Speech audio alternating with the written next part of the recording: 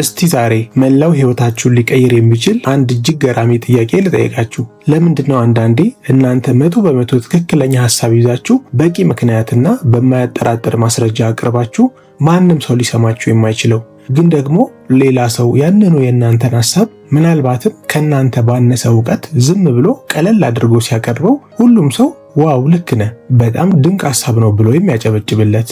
የደሞዝ ጭማሪ ስትጠይቁ አለቃችሁ ፊቱን አዙሮ አይሆንም በጀት የለንም እያለ የሌላውን ሰው ጥያቄ ግን ወዲያው በደስታ የሚያጸድቀው ለምንድን ነው? እውነታውን ልንገራችሁ፣ ችግሩ እናንተ የምታነሱት ሐሳብ ላይ አይደለም። ችግሩ ሰዎችን እንዴት ማሳመን እንዳለባችሁ፣ የሰው ልጅ አእምሮ እንዴት እንደሚሰራ የስነ ልቦና ጥበቡን፣ ሳይኮሎጂና የሰዎችን ስሜት ኢሞሽናል ኢንተለጀንስ በሚገባ ስላላወቃችሁ ነው። ብዙዎቻችን ሰዎችን ለማሳመን ድምፃችንን ከፍ ማድረግ፣ አረፋ እስከሚደፍቀን መጨቃጨቅ ወይም ሐሳባችንን በኃይል መጫን ያለብን ይመስለናል። ነገር ግን እውነተኛ ማሳመን የሚጀምረው ውጊያ በማብዛት ሳይሆን የሰው ልጅ አእምሮ በማንበብ ነው። ዛሬ ወደ ዋናው ትምህርታችን ከመግባታችን በፊት አንድ እጅግ ሚስጥራዊ የሆነ የሰውነት ቋንቋ ጥበብ ቦዲ ላንጉዌጅ ትሪክ ላስተምራችሁ። የስነ ልቦና ጠበብቶች ይህንን ዘ ሚረሪንግ ኢፌክት ወይም ደግሞ የመስታወት ሕግ ይሉታል። የሰው ልጅ አእምሮ በተፈጥሮ ራሱን የሚመስለውን እንደሱ የሚያደርገውን ሰው በድብቅ ሰብኮንሺየስሊ ያምናል ይወዳልም። እስቲ ይህንን ነገ ቢሮ ስትገቡ፣ ትምህርት ቤት ስትሄዱ ወይም ከጓደኞቻችሁ ጋር ስታወሩ በተግባር ሞክሩት። የሚያወራችሁ ሰው ወንበሩ ላይ ወደፊት ዘንበል ብሎ ከሆነ እናንተም ከጥቂት ሰከንዶች በኋላ ልክ እንደሱ ወደፊት ዘንበል በሉ። እጁን አጣምሮ ከሆነ እናንተም እጃችሁን አጣምሩ። ድምፁን ዝቅ አድርጎ በተረጋጋ መንፈስ ካወራ እናንተም ድምፃችሁን ዝቅ አድርጋችሁ አውሩ። ይህ ድርጊት ምን ያደርጋል? አእምሯቸው ሳያውቀው ይህ ሰው የኔ አይነት ነው፣ እኔን ይመስላል ብሎ በሩን ወለል አድርጎ ይከፍትላችኋል። ልክ እንደ ሻሜሎን የሰዎችን ባህሪ ስትመስሉ ክርክር ከመጀመሩ በፊት ልባቸውን ታሸንፉታላችሁ። ይህንን ሞክራችሁ የሚፈጠረውን ተአምር መታችሁ ኮሜንት ላይ እንድትነግሩኝ ይፈልጋለሁ። እንኳን ወደ ሊዮ ቼንጅ በሰላም መጣችሁልኝ። እኔ ሊዮ ነኝ። ዛሬ የምነግራችሁ በጩኸትና በክርክር ሳይሆን በጥበብና በስነ ልቦና ሰዎችን በቀላሉ ወደ እናንተ ሐሳብ የምታመጡባቸውን 10 ወሳኝ የማሳመን ሚስጥሮች ነው። እነዚህን ጥበቦች ከተማራችሁ በስራ በትዳርም ሆነ በንግድ ዓለም ማንም ሰው አይሆንም ሊላችሁ አይችልም። በተለይ 9ኛውና 10ኛው ጥበቦች እጅግ በጣም ጠቃሚ ስለሆኑ እስከ መጨረሻው መከታተላችሁን አትርሱ። የሰውን አእምሮ የመረዳት ኃይል ምን ያህል ጠንካራ እንደሆነና ሕይወትን እንዴት እንደሚቀይር ለማሳየት የሁለት ወጣቶችን ታሪክ ላካፍላችሁ። ዳዊትና ናትናኤል በአንድ ትልቅ የሶፍትዌርና የሽያጭ ድርጅት ውስጥ አብረው የሚሰሩ ሰራተኞች ናቸው። የሁለቱም ዋነኛ ዓላማ አንድ እጅግ ትልቅና ከባድ የሆነ ደንበኛን አሳምኖ የድርጅቱን ምርት በከፍተኛ ዋጋ መሸጥ ነበር። ይህ ደንበኛ ደግሞ በቀላሉ የማይታለል ግትርና ብዙ አማራጮች ያሉት ሰው ነው። መጀመሪያ ዳዊት እቅዱን ይዞ ወደ ደንበኛው ቢሮ ገባ።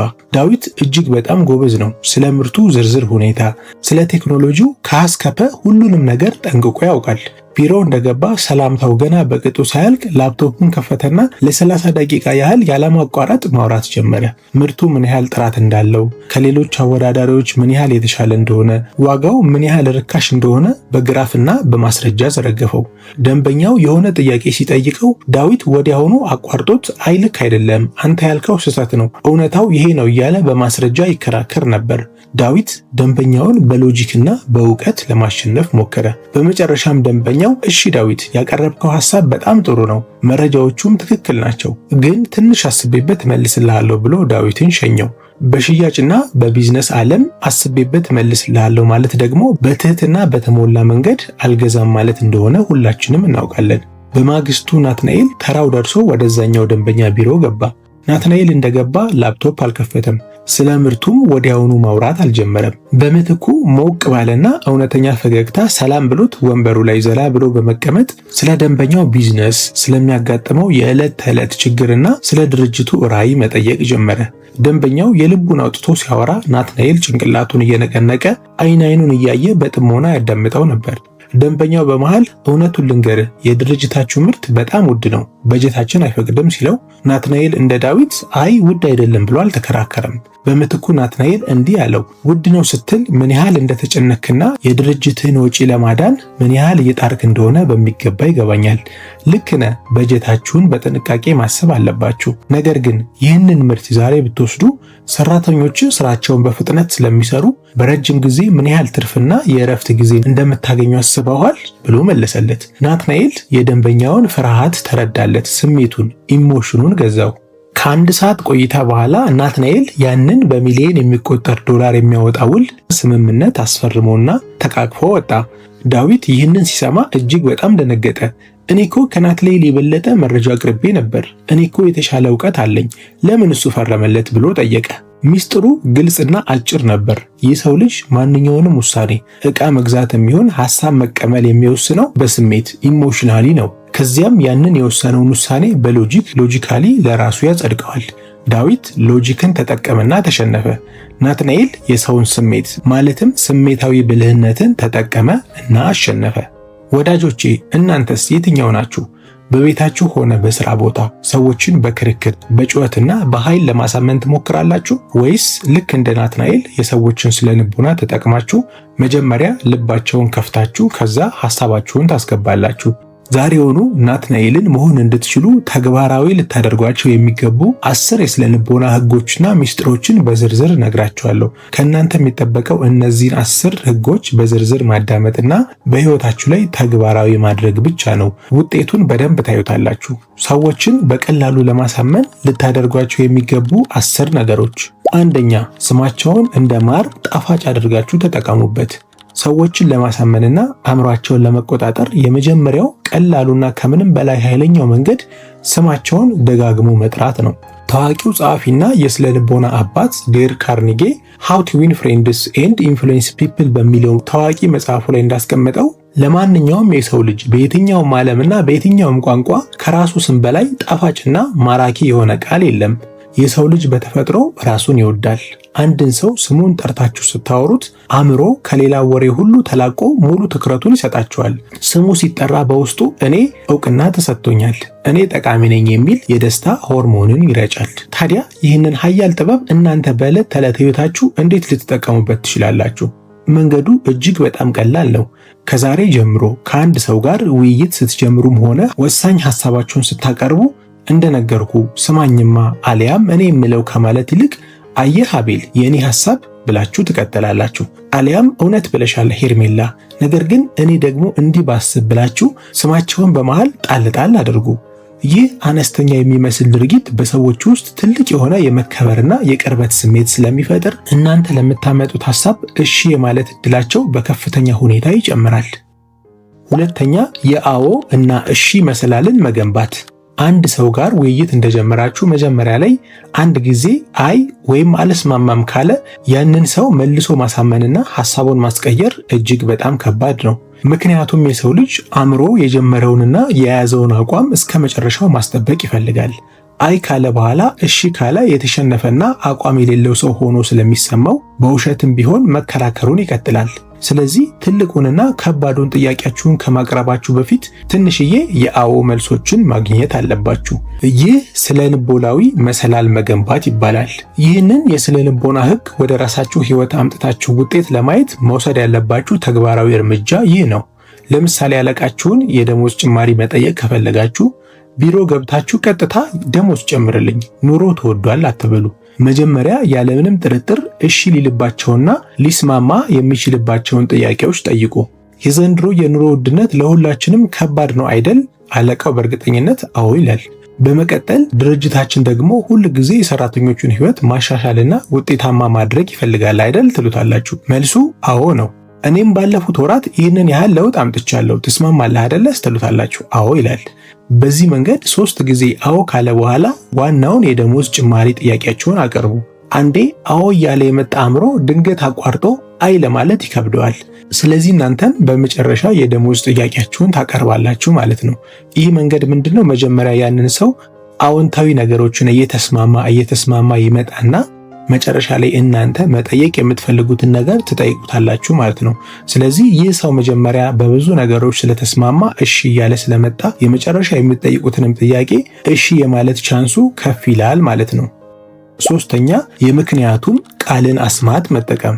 የስነ ልቦና ተመራማሪ የሆነችው ኤለን ላንገር አንድ እጅግ ገራሚ ጥናት አድርጋ ነበር። ተመራማሪዎቹ ሰዎች ፎቶኮፒ ለማድረግ በረጅም ሰልፍ ላይ በቆሙበት ቦታ ሄደው ሰልፉን ጥሰው ለመግባት ጥያቄ አቀረቡ። በመጀመሪያ ይቅርታ 5 ገጽ ስላለኝ ብቻ ልለፍ ሲሉ የፈቀደላቸው 60% ሰው ብቻ ነበር። ነገር ግን ጥያቄያቸውን ቀይረው ይቅርታ 5 ገጽ ስላለኝ ልለፍ ምክንያቱም በጣም ስለቸኮልኩ ነው ሲሉ ምክንያቱም የሚለውን ቃል ተጠቅመው 94% ሰው ያለምንም ማቅማማት ፈቀደላቸው። የሚገርመው ምክንያቱም ምንም ይሁን ምን አእምሮ ምክንያቱም የሚለውን ቃል ሲሰማ ትክክለኛና አሳማኝ ነገር እንደቀረበለት አድርጎ ስለሚያስብ ወዲያውኑ ለመታዘዝ ፈጣን ይሆናል። ይህንን አስማታዊ ቃል በስራችሁ ሆነ በቤታችሁ ለመተግበር ከዛሬ ጀምሮ አንድ ቀላል ልማድ አዳብሩ። ሰዎችን አንድ ነገር እንዲያደርጉላችሁ ስትጠይቁ ትዕዛዙን ወይም ጥያቄውን ብቻ አታቀርቡ።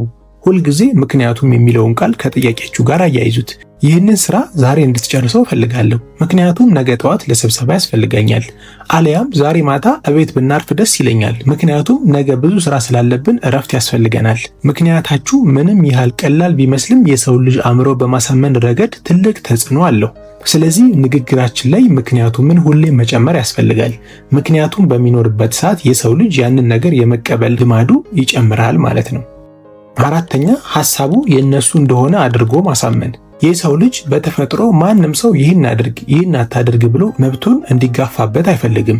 የቱንም ያህል ሐሳቡ ጥሩ ቢሆን ከሌላ ሰው የመጣ ከሆነ በጥርጣሬ ነው የሚያየው። ነገር ግን በተቃራኒው ሰዎች የራሳቸውን ሐሳብ መተግበር፣ መንከባከብና ማሳደግ እጅግ በጣም ይወዳሉ። ታላላቅ መሪዎች፣ የፖለቲካ ሰዎችና የስነ ልቦና ሊቃውንት ሰውን የሚያሳምኑት ሐሳባቸውን በግድ በመጋት ሳይሆን ሐሳቡ መጀመሪያውንም የነሱ የተጠያቂዎቹ እንደነበር አስመስለው አእምሯቸው ውስጥ ዘር በመዝራት ነው። ይህንን ጥበብ ተጠቅማችሁ የሰዎችን ልብ ለመክፈት ቀጥታ ትዕዛዝ ከመስጠት ይልቅ ይህንን የረቀቀ ዘዴ ተጠቀሙ። ለምሳሌ የትዳር አጋራችሁ ወይም ደግሞ ጓደኛችሁ ገንዘብ መቆጠብ እንዲጀምር ከፈለጋችሁ ገንዘብ ማጥፋት አቁም፣ ቆጥብ ብላችሁ አትዘዙት። ይህ ጸብ ነው የሚፈጥረው። በምትኩ ታስታውሳለህ፣ ባለፈው ስለወደፊት ህይወታችን ቤት ስለመግዛት ስታወራ በጣም ደስ ብሎ የነበረ። ታዲያ ያንን ያንተን ድንቅ ሐሳብ ለማሳካት ከዛሬ ጀምረን ትንሽ ብንቆጥብስ? ያንተ ሐሳብ በጣም አሪፍ ነበር በሉት። ሐሳቡ የራሱ መሆኑንና እናንተ እሱን እየደገፋችሁ እንደሆነ ስለሚያምን ያለምንም ክርክር በዛ ሐሳብ ይስማማል፣ ተግባራዊም ያደርገዋል። ይህ የስነ ልቦና ቴክኒክ እጅግ በጣም አስፈላጊና ገራሚ ውጤት የሚያመጣ ስለሆነ በህይወታችሁ ላይ ተግባራዊ እንድታደርጉት እኔም እመክራችኋለሁ። አምስተኛ ከመከራከር በፊት ስሜታቸውን ማጽደቅ። ብዙ ጊዜ ሰዎች የእናንተን ሐሳብ የማይቀበሉት እናንተ ትክክል ስላልሆናችሁ ወይም ደግሞ ሎጂክ ስላነሳቸው ሳይሆን መጀመሪያ ይህ ሰው ተረድቶኛል፣ ስሜቴ ገብቶታል የሚል ስሜት በውስጣቸው ስላልተፈጠረ ነው። አንድ ሰው በስሜት ተሞልቶ ወይም ተናዶ ወይም ደግሞ ፈርቶ ሲከራከራችሁ ጭንቀት ውስጥ ሆኖ ነው።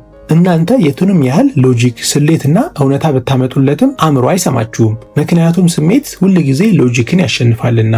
ይህንን የተዘጋ አእምሮ ከፍታችሁ ሐሳባችሁን ለማስረጽ ክርክር ከመጀመራችሁ በፊት ይህንን ወሳኝ እርምጃ ውሰዱ። አንድ ሰው ሐሳባችሁን አጥብቆ ሲቃወም ወዲያውኑ አይ ልክ አይደለም ስህተት ነው ከማለት ተቆጠቡ። መጀመሪያ ስሜቱን አጽድቁለት። ለምን እንደተናደርክ በሚገባ ይገባኛል፣ የነሳው ነጥብ በጣም ትክክል ነው፣ እኔም ባንተ ቦታ ብሆን ልክ እንደዚህ ነበር የሚሰማኝ በሉት። ይህ አስማታዊ ቃል ሲናገር የሰውየው የመከላከልና የመዋጋት ስሜት ወዲያውኑ ይወርዳል። ልክ እንደተረጋጋና እናንተን ማዳመጥ ሲጀምር የራሳችሁን ሐሳብ ነገር ግን ከዚህ አቅጣጫ ብናየውስ፣ እንደዚህ ብናደርግስ ብላችሁ በቀስታ ሐሳባችሁን አቀርቡ። ያኔ ጆሮውን ይሰጣችኋል። ምክንያቱም ወደሱ ስሜት ስለቀረባችሁና ስሜቱን ስለተረዳችሁለት። ስድስተኛ ክፍት ጥያቄዎችን መጠየቅ። ሰዎችን በማሳመንና በድርድር ሂደት ውስጥ ትልቁን ድል የሚያመጣው ብዙ የሚያወራውና የሚለፈልፈው ሰው ሳይሆን ተገቢውን ጥያቄ በመጠየቅ ሌላውን ሰው የሚያስወራው ሰው ነው። አዎና አይደለም የሚል አጭር መልስ ብቻ የሚያሰጡ ጥያቄዎች ውይይቱን ይገሉታል፣ ሰውንም ወደ መፍትሄ አያመጡም። በቀጣይ ጊዜ አንድ ሰው አይሆንም አልስማማም ሲላችሁ ከመበሳጨት አኩርፎ ከመሄድ ወይም ወደ ክርክር ከመግባት ይልቅ ይህንን የጥያቄ ስልት ተግብሩ። ይህን ሐሳብ ያልተቀበልከው ለምንድን ነው ከማለት ይልቅ ምክንያቱም ይህ ጥያቄ መከላከያ እንዲያበዛ ያደርገዋል። እንዲህ በሉት፣ ይህ ሐሳብ እንዲሰራና ሁለታችንንም እንዲያስማማን ምን ማስተካከል ያለብን ይመስልሃል? ወይም ደግሞ ይህን ችግር አንተ ብትሆን እንዴት ትፈታው ነበር ብላችሁ ክፍት ጥያቄ ጠይቁት። ይህ ጥያቄ የሰውየውን አእምሮ ከችግርና ከግትርነቱ አውጥቶ ወደ መፍትሄ ፍለጋ እንዲሄድ ያደርገዋል። እናንተም በቀላሉ እንድታሳምኑትና አብራችሁት እንድትሰሩ በር ይከፍትላችኋል። ስለዚህ ይሄ ክፍት የሆኑ ጥያቄዎችን ከሰው ጋር በምንነጋገርበት በምንወያይበት ሰዓት መጠየቅ ማለት ነው። የእነሱን ሀሳብ በደንብ እንዲያስረዱን፣ ግልጽ እንዲያደርጉልን ክፍት የሆኑ ጥያቄዎችን መጠየቅ ያስፈልጋል። ኦፕን ኢንድድ ኩዌስችንስ የምንላቸውን ስንጠይቃቸው የእነሱን ስሜት የእነሱን ሀሳብ በደንብ መረዳት እንችላለን ማለት ነው። ሰባተኛ የመወሰን ነፃነት መስጠት። የሰው ልጅ በተፈጥሮ ነፃነቱን እጅግ በጣም ይወዳል። አእምሯችን ማንም ሰው ጥግ እስኪያስይዘውና አማራጭ እስኪያሳጣው ድረስ መገፋትን ይጠላል።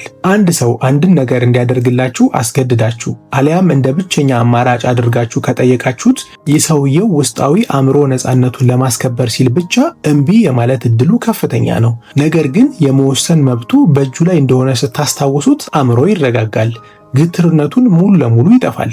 ይህንን የነፃነት ስሜት በመጠቀም ሰዎችን በቀላሉ ለማሳመን ማንኛውንም ከባድ ጥያቄ ከጠይቃችሁ በኋላ ይህችን አስማታዊ ሐረግ መጨመራችሁን አትርሱ። ይህን ስራ ዛሬ ማታ ብትሰራልኝ እጅግ በጣም ደስ ይለኛል፣ ትልቅ ውለታ ነው፣ ነገር ግን መብቱ የራስ ነው። አያችኋል እዚህ ጋር ነገር ግን መብቱ የራስ ነው የሚለው ለሱ ሰው ነፃነቱን እንደሰጠ ነው ይነግረዋል ማለት ነው። አሊያም ደግሞ ካመቸ ብቻ በሉት፣ ከተመቸ ብቻ በሉት። እንደዛ ስትሉት ያ ሰውዬ ነፃነት እንደሰጣችሁት በራሱ ፈቃድ ማድረግ እንደሚችል እንዲረዳ ታደርጉታላችሁ። ስለዚህ ያ ሰው ምንም አይነት ጫና እንደሌለበትና ውሳኔው የሱ እንደሆነ ሲያውቅ ለእናንተ ጥያቄ እሺ የማለት እድሉ በስነ ልቦና ጥናቶች መሰረት ከ50% በላይ ይጨምራል ማለት ነው። ስምንተኛ የዝምታን ኃይል መጠቀም። አብዛኞቻችን አንድን ሐሳብ ካቀረብን በኋላ ወዲያውኑ ጸጥታ ሲሰፍን ይጨንቀናል። ሰውየው አይሆንም ሊለኝ ነው ብለን ስለምንፈራ ያንን ጸጥታ ለመስበር ተጨማሪ ማብራሪያ እንሰጣለን። አላስፈላጊ ቀልዶች እንቀልዳለን ወይም ዋጋችንን እንቀንሳለን። ይህ ትልቅ የስነ ልቦና ስህተት ነው። ማሳመን ማለት ያለማቋረጥ መለፍለፍ ማለት አይደለም። ኃያላን ድርድር አድራጊዎች የዝምታን ኃይል በሚገባ ያውቁታል። ይህንን የዝምታ ኃይል ወደ ራሳችን የድርድር ሜዳ ለማምጣት ከዛሬ ጀምሮ ይህንን ተግባራዊ ልምድ አዳብሩት። ዋናውና ጠንካራውን ሐሳባችሁን አሊያም የመጨረሻውን ጥያቄያችሁን ካቀረባችሁ በኋላ አፋችሁን ዝጉ። አዎ ዝም በሉ። ለጥቂት ሰከንዶች ምንም ሳትናገሩ በተረጋጋ መንፈስ የምትነጋገሩትን ሰው አይን አይኑን እያያችሁ ጠብቁ። ያ የምትፈጥሩት ጸጥታ ፖዝ እናንተ በራሳችሁ ሐሳብ እንደምትተማመኑ ያሳያል። በተቃራኒው ደግሞ ሌላኛው ሰው ጸጥታው ስለሚከብደው ሐሳቡን እንዲያወጣ አሊያም የእናንተን ሐሳብ እንዲቀበል ዋጋ እንዲቀንስ ወደ እናንተ ሜዳ እንዲመጣ ያስገድደዋል ማለት ነው። ዘጠነኛ የጎደለውን ነገር ማሳየት። በሰው ልጅ የስነ ልቦና ጥናት ውስጥ ሎስ አቨርሽን እንደሚባለው የሰው ልጅ 100 ብር ከማግኘት ይልቅ ያለችውን 100 ብር ማጣት እጅግ በጣም ያመዋል፣ ይፈራልም። ሰዎች አንድን ነገር አጥብቀው የሚፈልጉትና ዋጋ የሚሰጡት ያ ነገር በቀላሉ እንደማይገኝ፣ እንደሚያልቅ ወይም እንደሚያመልጣቸው ሲያውቁ ነው። በሽያጭ ዓለምም ሆነ በግል ግንኙነት ሁል ጊዜ ዝግጁ፣ ምንጊዜም ክፍትና በቀላሉ የሚገኝ ነገር ክብርም ሆነ ዋጋ አይኖረውም። ይህንን የሰው ልጅ የተፈጥሮ ፍርሃት በመጠቀም ሐሳባችሁን ተቀባይነት እንዲያገኝ ለማድረግ አቀራረባችሁን በዚህ መልክ ቀይሩት። ሐሳባችሁን ስታቀርቡ ያ ሐሳብ ተቀባይነት ካገኘ ምን እንደሚያተርፉ ብቻ ሳይሆን ካላገኘ ምን ሊያጡ እንደሚችሉ አሳዩአቸው። ለምሳሌ ይህንን ምርት ብትገዛ ይህን ጥቅም ታገኛለህ ከማለት ይልቅ ይህንን ወሳኝ እድል አሁን ካልተጠቀምክበት ይህን ያህል ኪሳራ ያጋጥማል፣ ወደ ኋላ ትቀራለህ በሏቸው። የሰው አእምሮ አንድን አዲስ ነገር ከማግኘት ይልቅ በእጁ ያለውን እድል ላለማጣት ሲል በፍጥነት ውሳኔ ይወስናል፣ ይስማማልም። ስለዚህ በንግግራችሁ ከሚያገኙት ነገር የበለጠ ያንን ነገር ባለማድረጋችሁ የሚያጡት ነገርን አጽንኦት ሰጥታችሁ ነገሯቸው። ስለዚህ ከሚያገኙት ነገር ይልቅ የሚያጡትን ነገር ስለሚያስቡ ቶሎ ውሳኔ ይወስናሉ፣ ቶሎ በእናንተ ሐሳብ ይስማማሉ ማለት ነው። አስረኛ ትክክለኛውን ጊዜ መምረጥ። የቱንም ያህል ድንቅ የማሳመን ጥበብ ብታውቁ፣ የሰውነት ቋንቋችሁ ያማረ ቢሆን፣ የምትናገሩት ቃላትም የተመረጡ ቢሆኑ ሰዓቱንና ጊዜውን በትክክል ካልመረጣችሁ ውድቀታችሁ አይቀሬ ነው። የሰው ልጅ አእምሮ በደከመው፣ በተራበው፣ በተበሳጨበት ወይም ደግሞ በችኮላ ሰዓት ላይ ትክክለኛ ውሳኔ መስጠትም ሆነ አዲስ ሐሳብ መቀበል አይችልም። ዲሲሽን ፋቲግ የሚባለው የስነ ልቦና ሕግ የሚያሳየው አእምሮ ሲደክመው ብቸኛው የሚሰጠው መልስ አይሆንም የሚል መሆኑን ነው። ስለዚህ የቱንም ያህል ድንቅ ሐሳብ ቢኖራችሁ ያንን ሐሳብ ለማቅረብ ስታስቡ መጀመሪያ ይህንን ወሳኝ እርምጃ መውሰድ አለባችሁ። ከሰዎች ጋር ወሳኝ የሆነ ስምምነት ወይም ጭቅጭቅ የሚፈጠርበት ሐሳብ የምታነሱ ከሆነ ሰውየው ዘና ባለበት፣ ምሳ በልቶ በጠገበበት ወይም ስራ በሌለበት ሰዓት ብቻ አድርጉት። የተራበ ያመሸና የተጨነቀ ሰው አእምሮ የሰውን ሐሳብ ለመቀበል ሙሉ በሙሉ ዝግ ነው። ጊዜውንና ቦታውን በብልሃት ምረጡ። ይሄ የሰዎችን ስሜት መረዳት ነው። ጥሩ ስሜት ላይ በሆነበት ሰዓት እናንተ የምትፈልጉትን ነገር ሐሳባችሁን ማቅረብ፣ ያን ሰው የምትፈልጉትን ነገር እንዲያደርግላችሁ ማድረግ ማለት ነው። ያ ሰው ግን በተደበረበት አእምሮ ዘና ባላለበት በተጨነቀበት ሰዓት እንደዛ አይነት ጥያቄዎችን ብትጠይቁት ያ ሰው እምቢ የማለት ቻንሱ ከፍተኛ ነው ማለት ነው። ስለዚህ የሰዎችን ስሜት በደንብ መረዳት፣ ደስተኛ በሆነበት በተረጋጋበት ሆዱ ሞልቶ በጠገበበት ሰዓት ላይ እናንተ የምታቀርቡትን ሐሳብ ያን ያቀርቡለት ማለት ነው። ውድ ተመልካቾቼ ዛሬ በጥልቀት ያየናቸው 10 የስነ ልቦና ጥበቦች ሰዎችን ለማታለል፣ ክፉ ነገር ለማሰራት ወይም አላግባብ ለመጠቀም የምንጠቀምባቸው መሳሪያዎች በፍጹም አይደሉም። ይልቁንም እነዚህ ጥበቦች እውነተኛ የሆነ ግንኙነት ኮኔክሽን ለመፍጠር አለመግባባትን አስወግዶ ሁለታችሁም አሸናፊ የምትሆኑበትን መግባባት የሰፈነበት መንገድ ለመፍጠር የሚያገለግሉ ቁልፎች ናቸው። እውነተኛ ማሳመን ማለት ሰውን በክርክር ማሸነፍ፣ አንገት ማስደፋት ሳይሆን የሰው ልብ በፍቅርና በጥበብ ማግኘት ማለት ነው። ስለዚህ ዳዊት ሆናችሁ በክርክርና በጩኸት አትሸነፉ። ናትናኤልን ሆናችሁ በስነ ልቦና በጥበብና በስሜታዊ ብልህነት አሸንፉ። ወዳጆቼ እስኪ እውነቱን እንነጋገር። አሁን ከዳሰስናቸው 10 የማሳመን ጥበቦች ውስጥ እናንተ እስካሁን በሕይወታቸው ስትሳሳቱበት ወይም ስትዘነጉት የነበረው የትኛውን ነው? አሊያም ነገ ጧት ከቤት ስትወጡ ወዲያውኑ ተግባር ላይ የምታውሉት ለምሳሌ የሰውን ስም ደጋግሞ መጥራት፣ ከመከራከር በፊት ስሜትን ማጽደቅ፣ ወይስ የመወሰን ነፃነት መስጠት? የትኛውን ነው የምታረጉት? አሁኑኑ ወደ ታች ሂዱና ሐሳባችሁን ኮሜንት ላይ ጻፉልኝ። ይህንን አዲስ ዕውቀትና ጥበብ ዛሬውኑ ተግባር ላይ ለማዋል እዚሁ ቃል ግቡ። እኔም እያንዳንዱን ኮሜንታችሁን እያነበብኩ አብሬያችሁ ሐሳቤን እገልጻለሁ፣ ውይይትም እናደርጋለን። ይህ ቪዲዮ አዲስ እይታ ከፈጠረላችሁ፣ የተዘጋ በር ከከፈተላችሁና እውነተኛ ዋጋ ቫልዩ ካገኛችሁበት ቪዲዮ ላይክ ማድረጋችሁን በፍጹም አትርሱ። የእናንተ ላይክ ቪዲዮ ለብዙ ወንድም እህቶቻችን እንዲደርስና እነሱም እንዲማሩበት የማድረግ ትልቅ አቅም አለው። በስራ ቦታ ሁል ጊዜ ከሰው ጋር የሚጋጭ ሐሳቡ ማስረዳትና ማሳመን ለሚቸገር አሊያም በስራው ላይ የላቀ ስኬታማ መሆን ለሚፈልግ ጓደኛችሁ፣ ለምትወዱት ቤተሰባችሁ ይህንን ቪዲዮ ሼር በማድረግ አካፍሏቸው፣ እነሱም እንዲማሩበት ያደርጋል። እንደዚህ አይነት ህይወታችሁን ከስር መሰረቱ የሚቀይሩ የሰው ልጅ ስነ ልቦናን፣ ስሜታዊ ብልህነትን፣ የገንዘብ አያያዝንና የስኬት ሚስጥሮችን በየጊዜው በጥልቀት ለማግኘት የሊዮ ቼንጅ ቤተሰብ መሆናችሁን አረጋግጡ። አሁኑኑ ሰብስክራይብ ማድረግና የደውል ምልክቱን መጫኑን አትርሱ። ሐሳባችሁን በኃይልና በጩኸት ሳይሆን በጥበብና በስነ ልቦና አስረዱ። የራሳችሁን ህይወት ቀይራችሁ በዙሪያችሁ ላሉትም ብርሃን ሁኑ። ይህ ሊዮ ቼንጅ ነው። በሚቀጥለው ቪዲዮ ደግሞ እነዚህን 10 ነገሮች ካላቆማችሁ እድሜ ልካችሁን ድሃ ሆናችሁ እንድትቀሩ የሚያደርጓችሁ ነገሮችን ማወቅና አሁኑኑ እነሱን ማስተካከል የምትፈልጉ ከሆነ ይህንን ቪዲዮ ተመልከቱት። ይህን ቪዲዮ ተመልክታችሁ ድህነታችሁን እንዴት ለአንዴና ለመጨረሻ ጊዜ ማቆም እንደምትችሉ ትማሩበታላችሁ። እዛ ቪዲዮ ላይ እንገናኝ። በሚቀጥለው አበረታችና አስተማሪ ቪዲዮ እስክንገናኝ ድረስ በጥበብ እደጉ። ቸር ሰንብቱልኝ።